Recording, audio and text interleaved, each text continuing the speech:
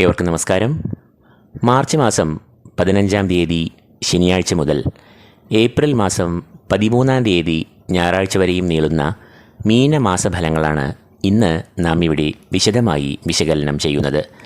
ഈ മാസത്തെ ഏറ്റവും വലിയ സവിശേഷത എന്ന് പറയുന്നത് മാർച്ച് മാസം 29-ാം തീയതി നടക്കുന്ന ശനിയുടെ രാശിമാറ്റമാണ്.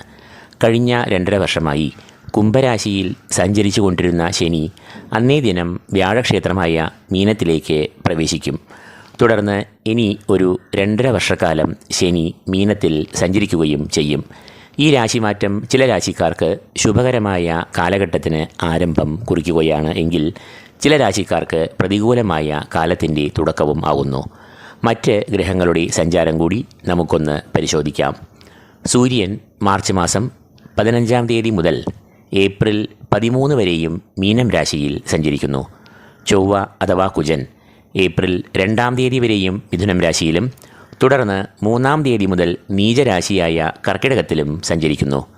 ബുധൻ ഈ മാസം മുഴുവനും തൻ്റെ നീചരാശിയായ മീനത്തിൽ സഞ്ചരിക്കുന്നു. വ്യാഴം ഇടവരാശിയിൽ തൻ്റെ സഞ്ചാരം തുടരുന്നു. ശുക്രൻ തൻ്റെ ഉച്ചരാശിയായ മീനത്തിൽ സഞ്ചരിക്കുന്നു. ശനി മാർച്ച് 28 വരെയും കുംഭത്തിലും തുടർന്ന് 29-ാം തീയതി മുതൽ മീനത്തിലും സഞ്ചരിക്കുന്നു. രാഹുകേതുക്കൾ യഥാക്രമം മീനത്തിലും കന്നിയിലുമായി തങ്ങളുടെ സഞ്ചാരം തുടരുന്നു. അപ്പോൾ മേൽപ്പറഞ്ഞ ഗ്രഹങ്ങളുടെ സഞ്ചാരഫലമായി ധനുക്കൂറുകാരുടെ മാസഫലങ്ങൾ ഇന്ന് നമുക്ക് വിശകലനം ചെയ്യാം. മൂലം, പൂരാടം, ഉത്രാടം, കാൽ എന്നീ നക്ഷത്രങ്ങളാണ് ധനുക്കൂറിൽ വരുന്നത്. ധനുക്കൂറുകാരുടെ 4-ാം ഭാവത്തിലാകും സൂര്യൻ ഈ മാസം സഞ്ചരിക്കുക. 4-ാം ഭാവം എന്നത് സൂര്യന്റെ അനിഷ്ടഭാവം ആകുന്നു. 4-ാം ഭാവം എന്നത് മാതാവ്, കുടുംബം എന്നിവയെ എല്ലാം കുറിക്കുന്ന ഭാവം ആകുന്നു. അതുകൊണ്ട് തന്നെ സൂര്യൻ ഈ ഭാവത്തിൽ സഞ്ചരിക്കുമ്പോൾ കുടുംബത്തിൽ ഒരു സുഖക്കുറവ്, മനസമാധാനക്കുറവ്, ശാരീരികവും മാനസികവുമായ ക്ലേശങ്ങൾ, മാനഹാനി എന്നിവയ്ക്കെല്ലാം ഒരു സാധ്യത ഉണ്ട്. ഈ കൂറുകാരുടെ 6-ാം ഭാവത്തിൽ കൂടിയാണ് ഈ കൂറുകാരുടെ രാശിയാധിപനായ വ്യാഴം ഈ മാസം സഞ്ചരിക്കുക. വ്യാഴം എന്നത് ഈ കൂറുകാരുടെ രാശിയാധിപനെ കൂടാതെ 4-ാം ഭാവാധിപനും ആകുന്നു. 4-ാം ഭാവാധിപനായ വ്യാഴം 6-ാം ഭാവത്തിലും 6-ാം ഭാവാധിപനായ ശുക്രൻ സുഖസ്ഥാനമായ 4-ാം ഭാവത്തിലും പരിവർത്തനം ചെയ്ത് സഞ്ചരിക്കുന്ന സമയമാണ് ഇത്. 6-ാം ഭാവം എന്നത് ശത്രുക്കൾ, കടങ്ങൾ, രോഗങ്ങൾ എന്നിവയെ എല്ലാം കുറിക്കുന്നു. എന്നാൽ വ്യാഴം ശുക്രനുമായി പരിവർത്തന യോഗം ചെയ്ത് സഞ്ചരിക്കുന്നു എന്നതിനാൽ ഇവർക്ക് അനുകൂലനായി മാറുന്നു. അതുകൊണ്ട് തന്നെ ശത്രുക്കളിൽ നിന്നും കടങ്ങളിൽ നിന്നും മോചനം, രോഗമുക്തി, ശാരീരികമായ ആരോഗ്യം എന്നിവയെ വ്യാഴം ഇവർക്ക് നൽകുന്നു.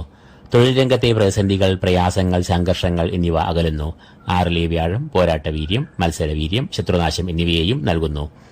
ചൊവ്വ ഈ കൂറുകാരുടെ 7, 8 എന്നീ ഭാവങ്ങളിൽ കൂടിയാകും ഈ മാസം സഞ്ചരിക്കുക.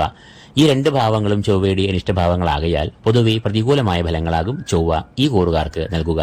7-ാം ഭാവം എന്നത് കളത്രഭാവം എന്നാണ് അറിയപ്പെടുന്നത്. പ്രണയം, വിവാഹം, ദാമ്പത്യബന്ധം എന്നിവയെ ഈ ഭാവം കൊണ്ട് ചിന്തിക്കുന്നു.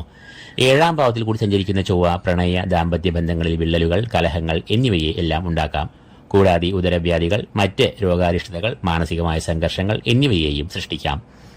8-ാം ഭാവം എന്ന് അറിയപ്പെടുന്നത് ആയുർഭാവം എന്നാണ്. 8-ാം ഭാവത്തിൽ കൂടി സഞ്ചരിക്കുന്ന ചൊവ്വ രോഗം, അപകടം, മനോദുരിതങ്ങൾ, പലവിധത്തിലുള്ള തടസ്സങ്ങൾ, വിഘ്നങ്ങൾ എന്നിവയെ എല്ലാം ഉണ്ടാക്കാം. അതുകൊണ്ട് ഈ കൂറുകാർ ആരോഗ്യപരമായി നല്ല കരുതൽ പുലർത്തേണ്ടതാണ്. അസമയത്തുള്ള വാഹനയാത്രകൾ, സാഹസിക യാത്രകൾ എന്നിവ നിർബന്ധമായും ഒഴിവാക്കുക. കൂടാതെ ഏർപ്പെടുന്ന കാര്യങ്ങളിൽ തടസ്സം, പരാജയം എന്നിവയും ഈ സമയത്ത് നേരിടാവുന്നതാണ്. അതുകൊണ്ട് തന്നെ ഈ കൂറുകാർ സ്വന്തം ആരോഗ്യത്തിലും കുടുംബാംഗങ്ങളുടെ ആരോഗ്യത്തിലും ഒരു ശ്രദ്ധ പുലർത്തുക. ബുധൻ ഈ കൂറുകാരുടെ 4-ാം ഭാവത്തിലൂടെയാകും ഈ മാസം സഞ്ചരിക്കുക. മാതാവ്, മനസ്സുഖം, കുടുംബം, ബന്ധുഗുണം, വാഹനം എന്നിവയെ എല്ലാം സൂചിക്കുന്ന ഭാവമാണ് ഈ 4-ാം ഭാവം. 4-ാം ഭാവം എന്നത് ബുധന്റെ ഇഷ്ടഭാവം ആകുന്നു. അതുകൊണ്ട് തന്നെ 4-ാം ഭാവത്തിൽ സഞ്ചരിക്കുന്ന ബുധൻ ഈ കൂറുകാർക്ക് പൊതുവെ ശോഭനമായ ഫലങ്ങളെ നൽകും. ബുധൻ ഈ കൂറുകാരുടെ കളത്രഭാവാധിപനും കർമ്മഭാവാധിപനും ആകുന്നു. അതുകൊണ്ട് തന്നെ കർമ്മരംഗത്തെ മുന്നേറ്റം, പുരോഗതി എന്നിവ ഉണ്ടാകും.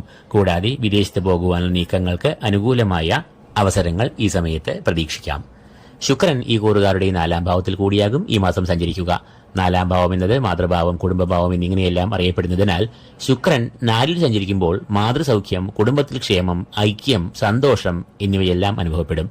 ബന്ധുമിത്രാദികൾ തമ്മിലും ഈ സമയം നല്ല ബന്ധം പുനഃസ്ഥാപിക്കും. കൂടാതെ 4-ാം ഭാവം വാഹനവുമായി ബന്ധപ്പെട്ടതിനാൽ വാഹനം വാങ്ങുക, വിൽക്കുക തുടങ്ങിയ ക്രയവിക്രയങ്ങൾക്കും ഈ സമയത്ത് സാധ്യത ഏറെ ഉണ്ടാകാവുന്നതാണ്. ശനി നിലവിൽ തന്റെ ഇഷ്ടസ്ഥാനമായ 3-ാം ഭാവത്തിൽ സഞ്ചരിക്കുന്നു. തൽഫലമായി ഇവർക്ക് സർവകാര്യ വിജയം, ശത്രുനാശം, ആത്മവിശ്വാസം, ഏത് പ്രതികൂല സാഹചര്യങ്ങളെയും തരണം ചെയ്യുവാനുള്ള മനോബലം എന്നിവയെ എല്ലാം നൽകുന്നു.